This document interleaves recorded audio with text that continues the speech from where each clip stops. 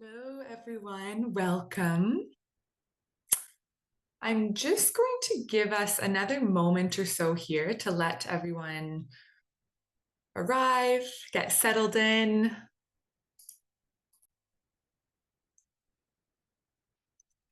As you are trickling in and as you're joining here, if you're open to it, I would love to hear where you're joining us from or joining me from today. Perhaps the city that you're in.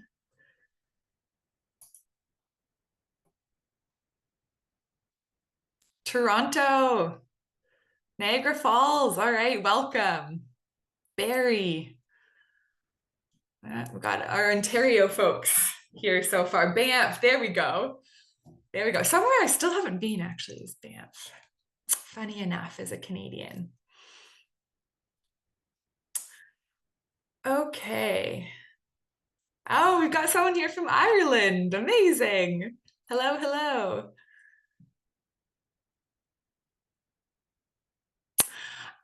Okay, well, let's get things rolling here. We'll likely have a few people join as we go, and that's okay. Uh, Throughout the next hour or so, I want to welcome you to use the chat that's here, the public chat. If there's something that comes to mind, a question that pops up, you are more than welcome to share it in the chat. I would love to hear it. You can also use the Q&A function. We'll reserve a little bit of time at the end, and I'll go through any questions that might come up or comments at that time. Okay, a few more people here from Vancouver. Welcome. Welcome. Okay, so let's get started. As a quick introduction, my name is Anna. I am part of GardMe's Wellness, Learning, and Initiatives team, and I'm also a psychotherapist outside of my work with GardMe. So I'm really excited to be here with you today, and particularly to be discussing or engaging with this topic, stress. Stress and control, and there's this intimate relationship between the two that we're going to go over today. But when we look at stress, this topic, it is far-reaching. So if you do, which I did a few days ago, a quick scan through Google Analytics and look at what comes up in terms of search terms in the mental health arena in that field, and stress is one of the most searched terms. So different variations of it. How do I get rid of stress? How do I manage stress? Where does stress come from are some of the common terms. And so it's present for all of us. And in many ways, it can serve a wonderful purpose. And it can also cause us a lot of challenges. So if we are able to, and especially over the next 45 minutes as we spend this time together, shift our focus to not eliminating stress, but to changing the relationship that we have with it. Now, there's quite a few ways that we can approach this and that we can, work to shift this relationship. But what we're going to look at today is how we can do this by exploring control, the role of control. So, what do we actually have control over? What do we have some influence on? And what can we let go? What can we not control? Loosen our grip on. So, the big question I want to lead with today is, what would it feel like to loosen your grip on control? What would that feel like? And maybe something is already coming to mind, an area where you're feeling tense or you're feeling like you're really gripping on to the control, you're wanting control. Maybe you have some, maybe you don't. So we're going to look at this through a few different lenses. First, looking at the connection between stress and control. So the way that we relate to stress and the beliefs that we hold about it, how this really shapes our experience of it. And then we'll move on to unpack what it actually means to regulate our emotions, a common term that's coming up in particularly the mental health world these days. And here's a hint, it's a lot less about controlling our emotions and more about how we respond to them when they do come up. We are also going to look at why so many of us, myself certainly included, try to manage or control other people's thoughts, feelings, behaviors, and why this really works for us in the way that we want it to. And then finally, we're going to bring this all together with something called the CIA model. We are not going to be investigative specialists today, I guess perhaps in one sense, but this is a practical framework you can use to help you loosen this grip that we all have to some extent on control and find more effective, healthier ways of managing stress when it is present. So before we dive in, I want us all to take a moment and just ground ourselves in where we are, where you are today, how you're showing up. We all arrive with different things in our minds, different things on our plate right now. I believe we have some educators with us, perhaps some students, parents, professionals, so lots of different roles here. And really, there's no right way to show up here today. So, whatever you notice, whatever feelings, maybe it is stress. Maybe you're feeling quite stressed about something right now at work or in your personal life.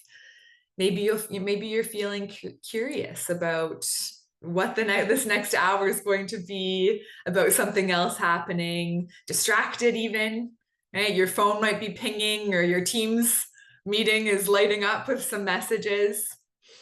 Actually, I would like to encourage you, if you feel like you're able to put your phone notifications on mute or to set yourself as away on your computer, I would encourage you to do so. I know that's not possible for all of us, but to really just, again, bring yourself to this moment, to this time that we have together. And as you are bringing your awareness to how you're feeling right now, this can help us, this pause can help us really be present and open to what you're going to be learning, and even you may have thoughts come up about what's happening after this or what you're doing tomorrow, but just checking in with yourself about where you are right now. So that may involve taking a deep breath. I'll do the same. And let's get started here. So some of you may have noted that you're feeling some level of stress. That totally makes sense. It's something that we all experience. And it's also something that comes and goes. And sometimes it can help us rise to perhaps a challenge that's upcoming or something we're experiencing. And other times it can feel pretty heavy and pretty overwhelming as well. So today, for example, I was anticipating this presentation and feeling some nerves. This is something that I love to do and I get excited about, but it's also something that I've invested in, and I have an intention with how I want things to go. So I was feeling nervous, a mix of excitement and apprehension. And in this context, stress helped me, or is helping me, to feel alert and ready to be here with you all. So at its core, stress is really your body's response to a demand, some sort of, demand, pressure, event that's coming up. And it shows up in our bodies, our thoughts, and our emotions. And, as I mentioned, it's showing up in our bodies. You may feel, if you're feeling some stress right now, that tension, perhaps in your shoulders, common spot for that to live, your neck, your abdomen. And so this is all natural. These are natural ways that stress shows up. And again, sometimes this is helpful for us, and other times it's really challenging. But the biggest takeaway here is that it really is natural. It's a part of being human. We can't avoid it completely. And we don't need to. We really don't need to. What matters is how we approach it and how we learn to respond to it. So you'll see here some common examples of stressors that show up in our lives. And I want to open this up to the group here to if you're open to it, sharing in the chat, is there something else that you're finding right now is showing up in your life that's causing you some level of stress, perhaps something that isn't on this list? And something I do want to note here too is that a significant stressor is often the anticipation or the worry about these items or more before they occur. So these things may not actually be happening right now, but you're anticipating something coming up, or you're wondering if something will come up, and there's some worry there. Those are really, really significant stressors. Okay, so it looks like my list is covered it for most of us that are here. So, it's not, there are so many things that can come up in our lives. So this list is not exhaustive, but just a way for us to look at, okay, yeah, how can stress show up? So when you do experience stress, your body can set off a natural alarm system. So your brain detects a threat, something real. An example, you're walking across the street and you notice a car coming towards you that's missed the stop sign. And you automatically respond. So you'll jump out of harm's way. Your body and your mind, without even really thinking about it, prepare you to take action with that threat present. Or it could be imagined, again, that anticipation, that worry.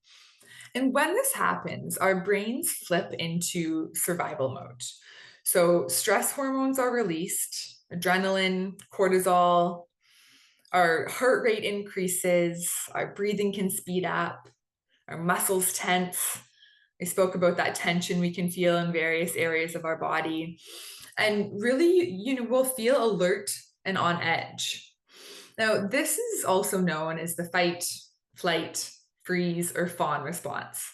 And its goal is simple. It's to help keep us safe. But the trade-off here is that when this survival mode takes over, so this natural response, the logical part of our brain, the part that's responsible for problem solving, thinking clearly and critically about things, it goes offline. And all of our energy is redirected to the parts of our brain and our body that deal with that immediate danger, that immediate threat. So this is why when stress is high, our thinking can get really cloudy. And we can react more emotionally. It can feel really challenging to pause and to make a rational or a logical or a thought out decision or choice. So in short, stress can really put that survival part of our brain in charge, and the thinking part of our brain steps aside and it takes a back seat. Now, bringing back that example of that car and jumping out of the way, this can be incredibly helpful, especially in the short term. Our stress response was technically designed to help us in the short term. But when this becomes prolonged, this is where it can become problematic.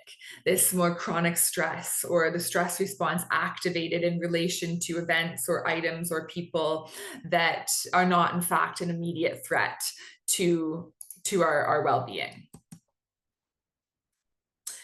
Important to note is that not all stress elicits a stress response. So we know that stress itself is inevitable, but how we react to it can depend on a lot of different things.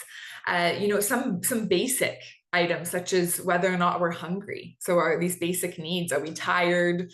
Something is causing us pain. We're afraid of something, right? And again, real or imagined, overwhelmed. So, the tasks are piling up, or the stressors are piling up, and they're seeming insurmountable. We're confused about something. And so some days we can effectively manage many stressors at once, depending on other elements and other factors that are at play in our lives. And at other times, a seemingly minor stressor can trigger that fight, flight, or freeze response, that, that survival brain. So how wide or narrow that threshold for stress is can be referred to as our window of tolerance. And you'll see that on the image here, that middle section, the window of tolerance. So when we exist in this realm, in this range, this is where we are able to access the logical part of our brain, practice, sound decision making, and tolerate some really difficult emotions or thoughts or feelings that may come up. But when we're pushed outside of this window of tolerance, this is where you may have a flight or a fight reaction. And so this could look like some presence of some aggression, some anger, more impulsive than what the response would be while you're in that window of tolerance. Or there might be a freeze reaction where you feel unable to respond in the way you normally would. And your body and your mind just shuts down, checks out, and goes offline.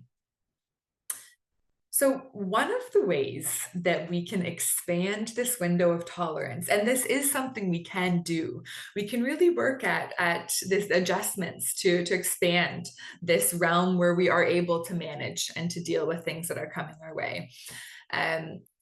Is by looking at what is within control in our lives and coming back to that grip and loosening our grip on what is not within our control. So control the controllables. You may have heard this statement before. I know I come from a sports background and this was so common all the time, control the controllables. But what does this actually mean? And this is what we're going to look at today. How trying to control things that we really can't control, for example, like other people, world events, or the emotions that come up for us in the moment, how trying to control these things really usually make life quite a bit more difficult and challenging. And how the power, or real power that we have, comes from focusing on what we can influence, such as perhaps setting boundaries, the way that we organize our tasks, or something as simple as asking for help. So, myth number 1, control reduces stress.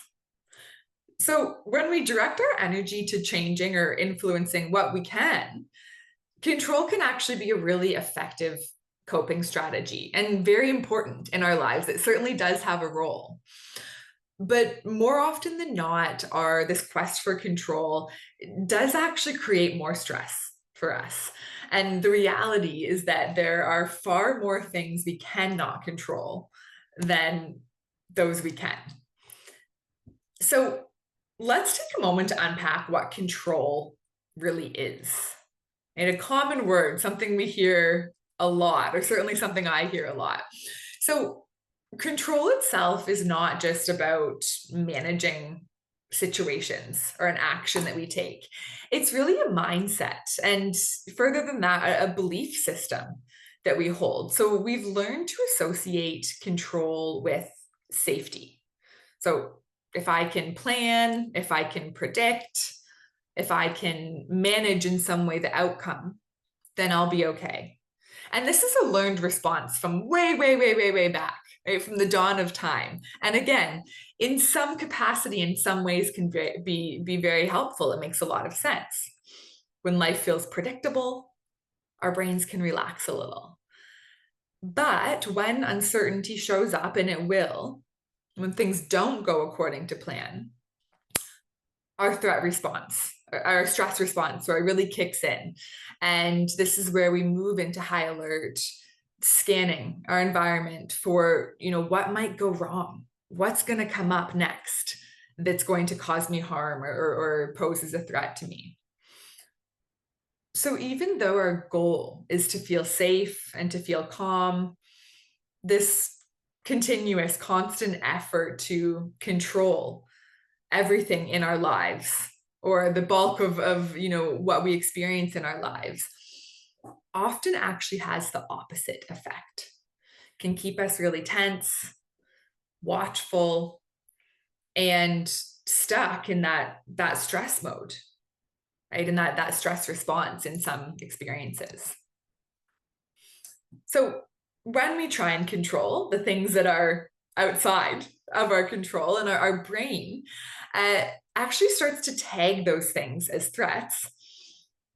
It wires. So, our brain will wire a connection between whatever that threat is, people, events, feelings of stress, whatever that may be.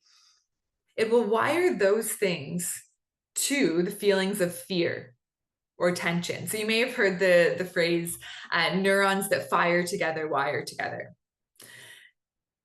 So, for example, think of a time when you have tried to control someone else's reaction to something. So maybe you changed your tone, your words, what you were saying, or even some element of your behavior in an attempt to avoid the response in the other person. So, maybe avoid anger, maybe get their approval. Or maybe you got wrapped up in the outcome of a sports game. I don't know if anyone's watching the WNBA right now. I'm in that, right? The finals. Or perhaps just frustrated with your own emotions not behaving or not showing up the way that you want them to. And I want you to think about how this feels, right? Or how this felt. Trying to control another person or the actions of another person. And then maybe you may notice some level of discomfort or uncomfort there, maybe some curiosity as well. So at the heart of it, our need for control, again, is very human. We're trying to calm our nerves and make the world feel safer. And although we can't stop uncertainty from showing up, unfortunately, right? It is going to be there, and it is there. What we can do is change how we respond to the feeling of uncertainty. Now, we're going to come back to this, but for now, let's jump to myth number 2.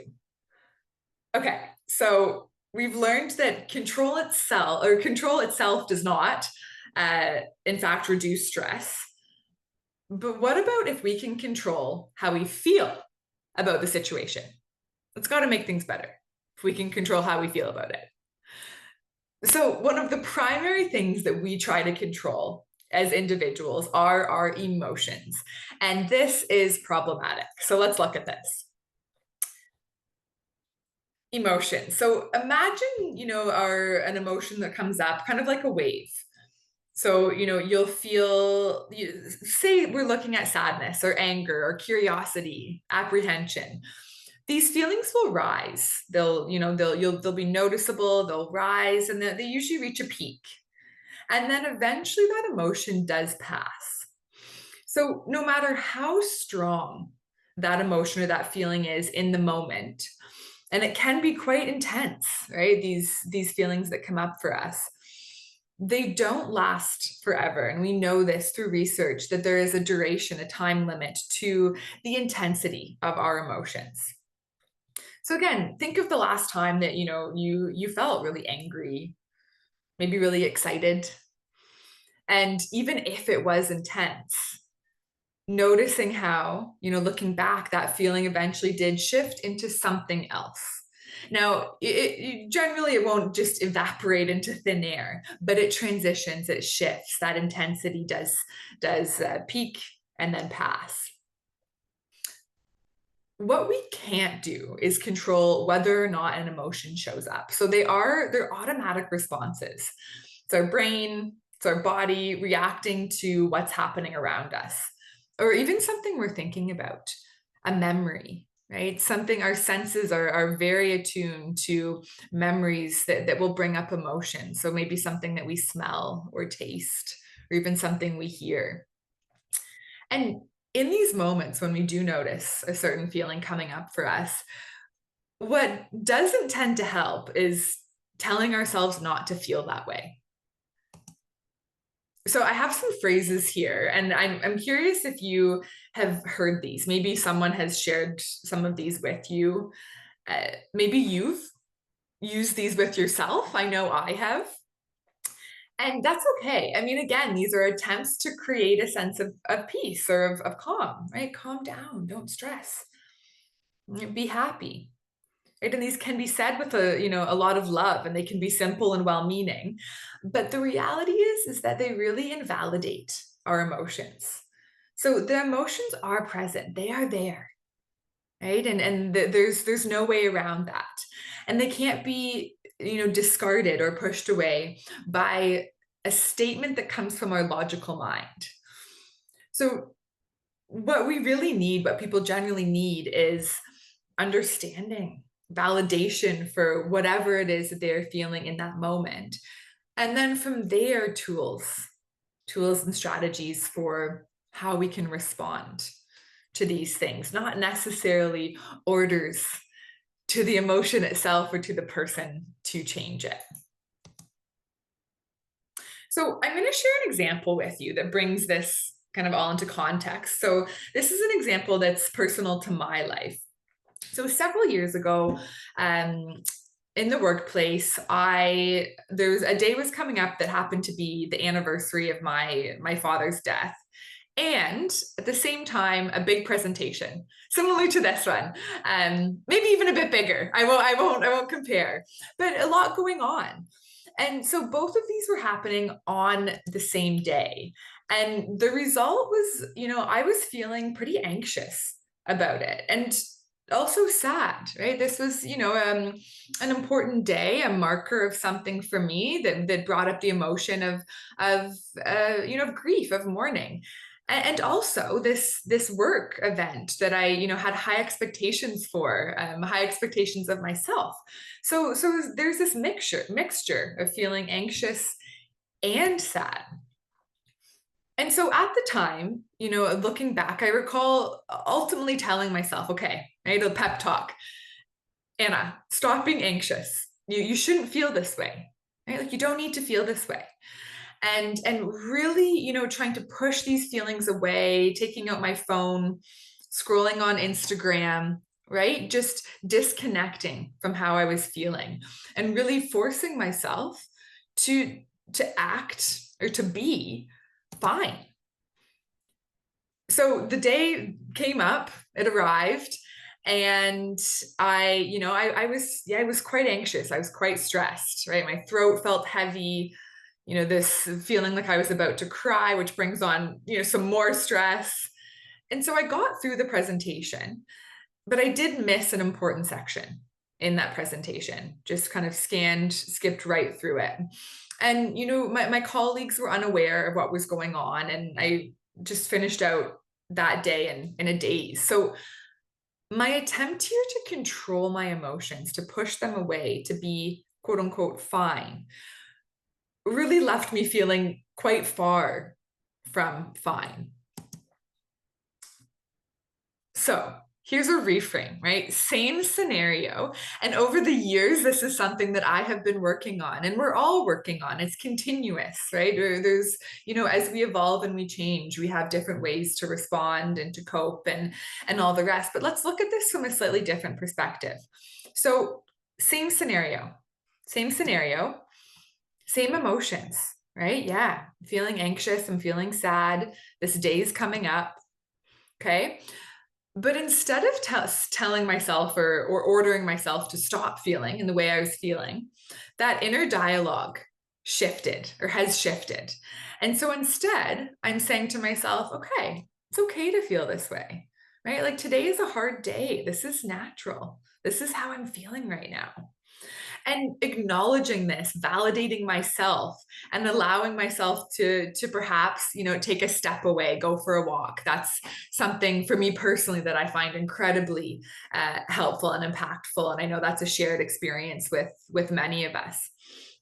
And also confiding in a colleague, so sharing with someone who I trusted about what was happening, what was happening on that day, and how I was feeling. And so, the day comes up, something is happening. I don't have a presentation on this day every year, but again, it's still feeling nervous, right? Still a sense of, throat feeling a little bit heavy, but taking some deep breaths, right? Validating the way that I'm feeling, right? I get through the presentation. And, as an example, perhaps I give my colleague a call afterwards to check in. So the shifts here are really small. Right? There's nothing huge or drastic that's happening here. But over time, these small shifts can make an incredible difference in the way that we experience, right? Some of these tougher times and these emotions that come up for us. So a quote here from Stephen Hayes. He's actually the founder of acceptance and commitment therapy, and something that really resonates, I think, with this topic today. So, the problem is not that we have thoughts and feelings, but it's really that we struggle so much with them. Okay, myth number 3. So I can't control stress itself. I can't control my emotions, but I must be able to have some control over how other people show up. Yeah? Yeah, okay, come on. So the fact here is that other people are often one of our most significant stressors. And a little teaser here, reason being generally is that other people are an area that we have the least control over. A lot of uncertainty. There can be a lot of uncertainty there. A really important question here, or area to cover, is what shapes how each of us respond to stress. So as a reminder, we can't control other people, and accepting that or acknowledging that can help us release some of the judgment that we may hold about why someone reacts the way they do, or why they react differently than we would. And this is a good point to recall the window of tolerance, right? What factors are at play here in each of our lives that may be expanding our window of tolerance or really, really shortening it, right? So what you see here are different parts of our identity, different parts of our lived experience. So, for some, this can include culture, the language that we speak or the language that we're immersed in, our health, our gender, neurodiversity, past experiences. So, that can include mental health, trauma throughout our lifetime. Each of these influence how stress is felt and the size of our window of tolerance at any given time, which then influences how much control or how much influence we might have in certain situations. So we're calling back to, the elements of our stress response, that alarm system. If that is activated, if that's going off, that logical part of our brain is offline, right? And our ability in those moments to respond with calm, with ease, with respect, right, can be compromised. Some of us carry stigma, right, or oppression as well. And I mentioned trauma. And, we also may have a strong community or support systems. And often it's a mix of both. But this is why stress really never looks the same for any two people. And, and the kind of support that we need, that each of us need, can differ. So, for example, a child or adult with ADHD may really thrive when they have this, extra structure, extra support, because our world really isn't, naturally built with neurodiversity in mind. Or someone who's experienced a traumatic brain injury may also need unique accommodations to reduce their stress or just to be functioning in their day-to-day. So when we think about, our actions as individuals, or even as a larger collective, and our reactions, it's really so much more than just our individual willpower. It's about the context of any given situation, of any given moment, day, period in history, about our own histories, our own, our past experiences, our lived experiences, and also the supports that we have available to us. So bringing us back to this same example, and this time it's a hypothetical. example, but putting me back into this place, right, with this presentation coming up, this anniversary on the same day. So let's say, hypothetically, I've decided that I really should have the day off, right? This needs to be a day where I disconnect, I step away from work, I have some time for myself.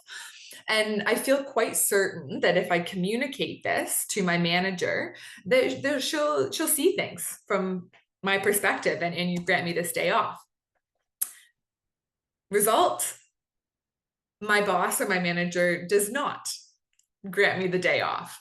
And so this expectation that I have about communicating my wants, my needs to my manager, that will guarantee the outcome that I've desired, is a common misconception. And again, bringing in that element of how we all filter the world, how we respond, right? I'm not sure where at that moment in time my manager was at, or where she was coming from with that response, but that was what I experienced, right? I communicated, did not experience the outcome that I'd anticipated. So this is not to undermine communication. Communication is so, so important, and it's one of the things that we can actually have a lot of influence and control over. But communication itself can't guarantee or ensure an outcome that we want. So what I can control, again, is how I ask, right? So what is it? What do I want to articulate or communicate about how I'm feeling?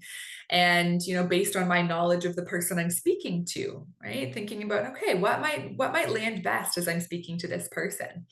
And then a big part here is then preparing for potential responses, right? And not expecting a certain response, but thinking about, okay, what are the responses that could come about here, and how will I manage these?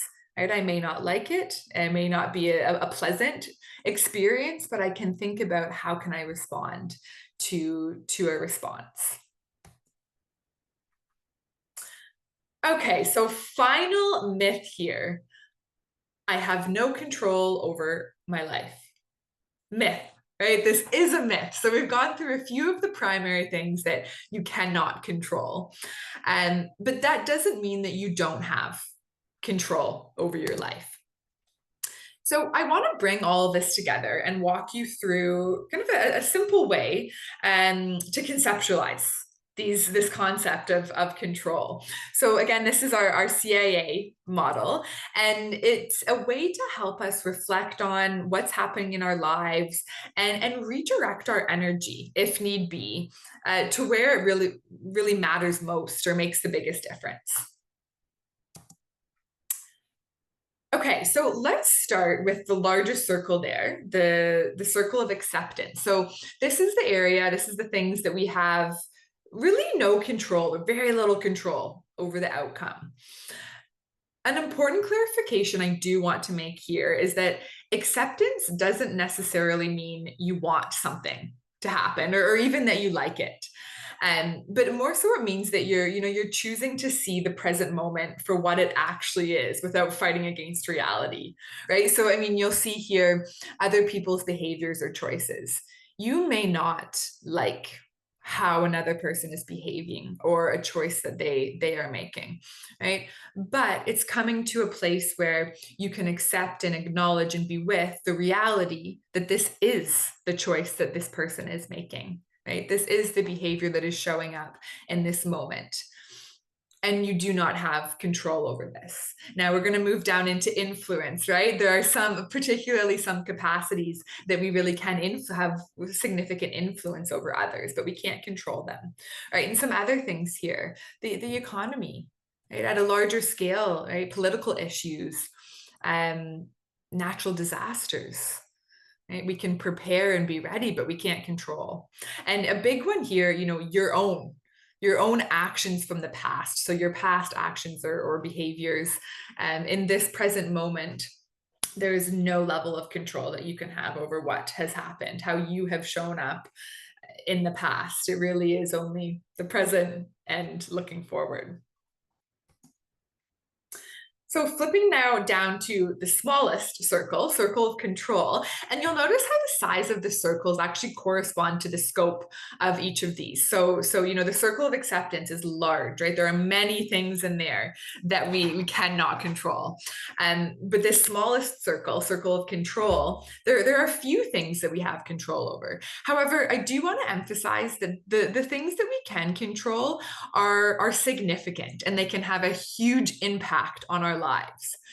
So really, these are our decisions and our responses, right? So how we respond to thoughts that come up, our own thoughts, how we respond to our feelings and our emotions, and how we respond to other people, right? Now, this could look like, right, having control over our decisions or our responses could be as simple as asking for help. There are some times when, you may be feeling incredibly stressed, overwhelmed. That window of tolerance is quite small, and you really don't know what that next step is, or how to support yourself in moving forward in the way that you want, or showing up in the way that you want. And so, reaching out for some support and some help here is an incredible thing that you do have control over. So when we say, you have control over your responses, it doesn't mean you always need to have an answer or you need to have the right response. But it is a reminder that these are things that we can really have impact on in our lives, right? And make decisions about, right? When do we ask for support? How do we want to show up in our lives? And what do we need in order to do so? Okay, and the last one here, right in the middle. So it borrows from both of these other, right? Our circle of acceptance and also that circle of control. So circle of influences. So the things that we can do something about. We don't have direct control over them, but we can influence them using the things that we do have control over. So our responses and our decisions. So some examples here, right? Our feelings. We've gone through, yeah, you don't have control over the feeling showing up or an emotion arising, but how you respond to it, right? And so one form of that is we went through could be validation, right? Just validating yourself. Okay, yeah, I acknowledge that this is here. A few other, your health, right? Yeah, you can certainly influence your health by the decisions that you make, but there are also things that are outside of your control here. So your genetics are at play. There's social determinants of health, right? So the resources that you have access to, where you live, whether or not you get promoted. Yeah, okay. So yeah, you have some control over how you show up and the decisions that you make, but you don't have control over the functioning or the capacity of the company, and what your role is within that company and that type of thing. So these are areas that you have some influence over, but do not have direct control over. So letting go, loosening our grip as we kind of tie things together here. I want to go through just a few ways to support you and in implementing these small shifts in our thinking in your own life. So recalling that setup, that CIA model is, it really can be used in a general sense, just for your life as a whole. It can be used also if in a specific scenario. So maybe there's something happening in the workplace, or there's something happening in your personal life, and you're really just trying to sort through how you want to navigate or how you want to respond. Bringing that model or that framework to mind can be really helpful. And that starts with noticing, right? This awareness piece. I can't emphasize this enough. And I know it often sounds very simple, just to notice and be aware, but it is the most important part. So just paying attention to moments, right? Or environments where you're feeling, right, tense, and bringing your attention back to your body there can be really helpful, right? Look at, are your shoulders raised? Right? Maybe some of us are bringing our shoulders down. I know I am, but just really being noticing that and paying attention to that. Are you really trying to control something, or are you reactive? And as you're noticing this, to name it, right? So control is often, kind of an umbrella that encloses other things, other feelings, for grief or fear. You're feeling insecure, vulnerable.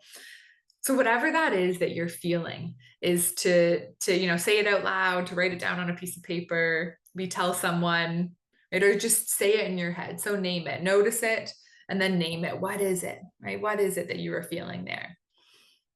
And then from there, bringing up the question, okay, is this within my control? Is this within my control? If not, this is where then you're looking at shifting your energy. Okay, if this is not within your control, can you have some influence over it? And how? Right? And this is likely by, in some sense, a response, perhaps how you respond to someone, how you respond to yourself, or maybe a decision that you make about whether to have a conversation or whether to show up to an event, right? So just ask yourself, is this within my control? Right? And if it is, yeah, take meaningful action. If not, can you loosen that grip? Right. And then, so those three, that's really your kind of your big three there. And then, from there, practicing acceptance. So whatever is showing up, right, and coming back to, yeah, you don't have to like it, but just acknowledging that this is what is there. And this could be saying something out loud, right? Like, this is what's happening right now. Okay. Grounds you in the present, grounds you in that moment. And then exploring your options. So you'll see here on the screen, it says a third option. And often when we're looking at a scenario and when we're making a decision, it's like an either or. Okay, so here's option A or option B. Which one is it going to be?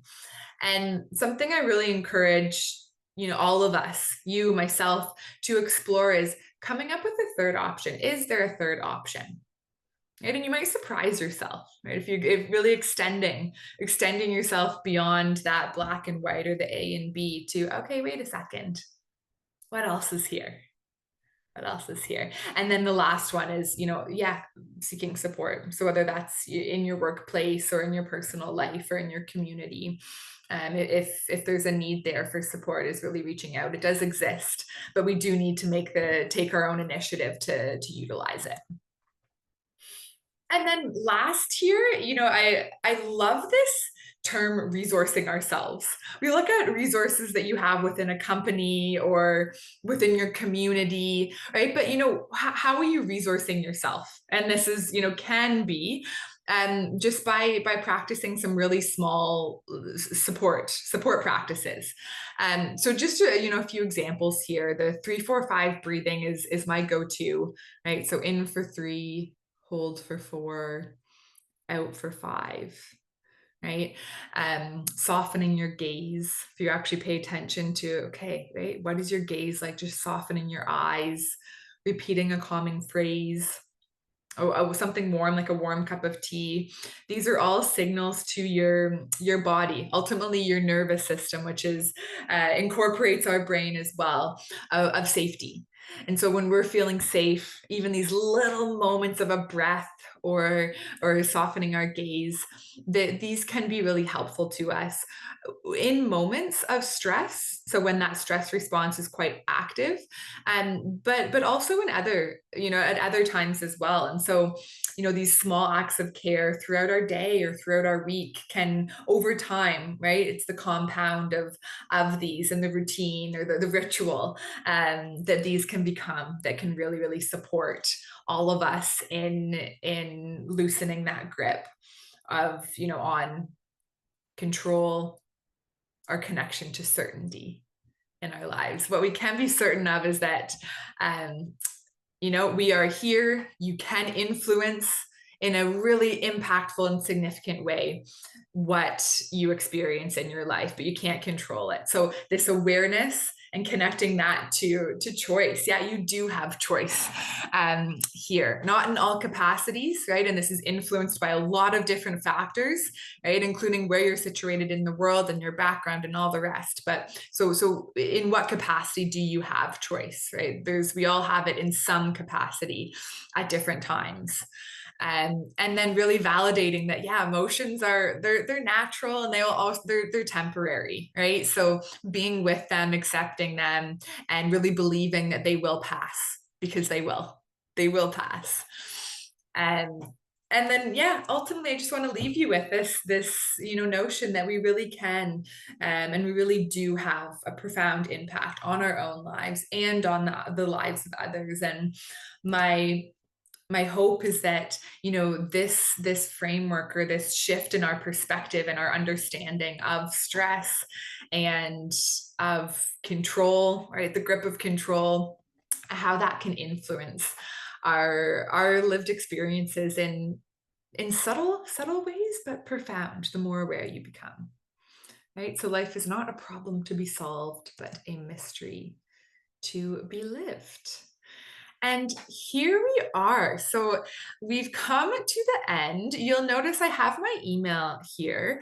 I want to encourage you to reach out anytime if there's something from today. And actually, again, I will, another piece of encouragement for you, if there's something that's come up for you in your life where you're thinking, yeah, I'm really holding on to a lot of control, right? Or hoping for control in this area of my life. And my intention is to let some of this go, or to loosen my grip. What might that be? And if you want to shoot me an email with that, I would love to hear from you, right? And just that little accountability piece of, yeah, what is that?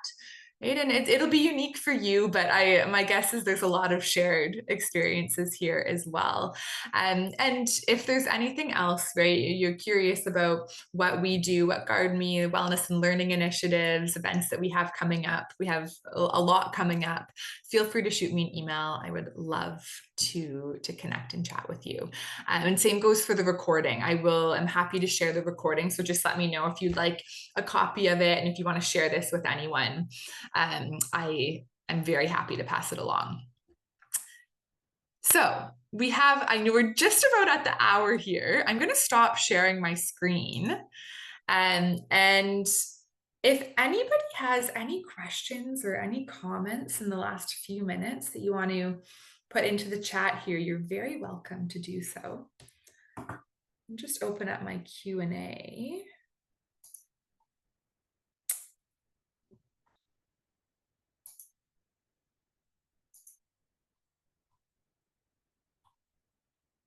All right, well, it doesn't look like there's much coming through. Okay, yeah. Oh, yeah, you're welcome. You're welcome. Yeah. Yeah, simple techniques, right? To remain emotionally regulated. Yeah. It's interesting. It's this fine balance of, we're not aiming for perfection here. We are human, and we can't be regulated all the time, but we can certainly support ourselves and others, and especially depending on our roles as well, in doing so. Yeah, you're welcome. Yeah, and thank you all for being here. Really enjoyed spending the last hour with you. Even though we don't have that face-to-face interaction, it's still I see your names here, and so I hope you're able to take some of this away with you today and share it as well. Yeah, you're welcome. And if there's any of this as well that you feel like you'd appreciate a takeaway as well, like there's some of these visuals and some of these frameworks, again, shoot me an email. I'll actually put my email in the chat here. I'm really happy to provide them to you. So I just put my email in the chat there if there's anything that you're wanting, or again for that recording as well. Time now for a cup of tea. Yeah, yeah, good plan. I know, it's my afternoon coffee time. I think I'm gonna follow along. Okay, well, you know what?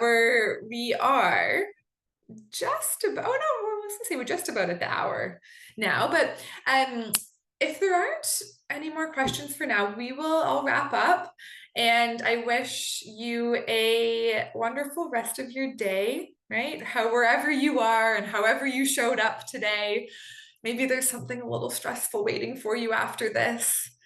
Right? So a deep breath into it, or maybe there's something exciting, or maybe it's just kind of neutral for the rest of the day. But thank you so much, everyone. And I hope that I will see some of you and talk to you soon. All right.